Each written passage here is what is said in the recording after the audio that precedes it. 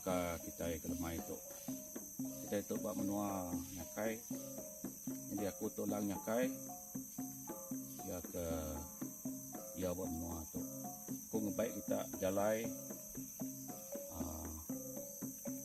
Nama tu meresak menua nyakai tu. Lagi bisi tu dikumai orang temawai kilong.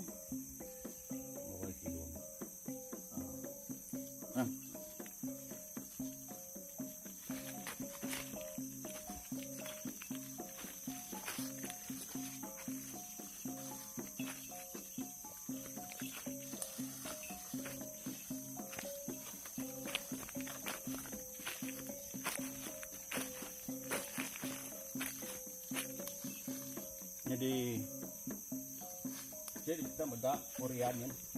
Nah, ini dibayar urian bungkuk. Uriannya lama maknya udah uriannya. Ini nah. Nah, merah kulitnya. Hah?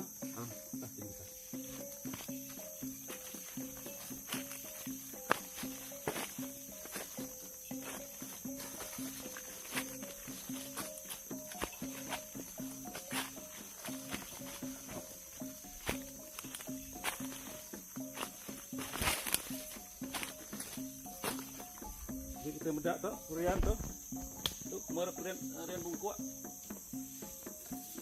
Tidak, ini apa yang aku coba. Namanya ngambil riannya. 4 cup sedikit. Taskin. Ini, bayar bungkuk lawan. Pun atasnya. Ini bungkuk ya. Jadi nanti kita akan nemu keliak. Itu tusuainya dah, tusuai orang ketuai coba. Bisa kita bedak tingkahnya. Nah, tingkahnya dah. Jadi tingkahnya coba kutarnya dah. Kutar kurang lihat minyaknya orang kayak mulaunya kutar magang gagak orang bisi pek tiangnya lubang tiangnya dia jauh kin sungai tamak dalam kin.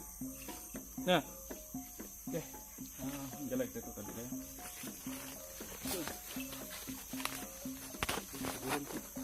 Ini pula mak.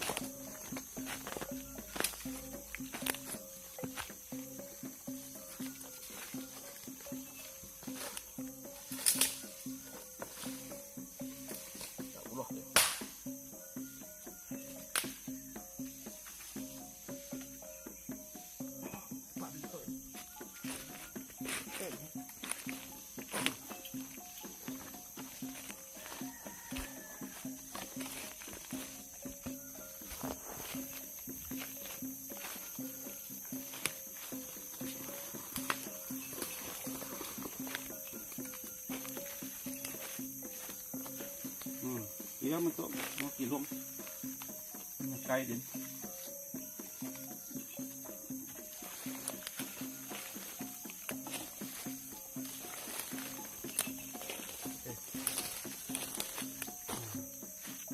Kat lo. Iya. Ini dah. Dah.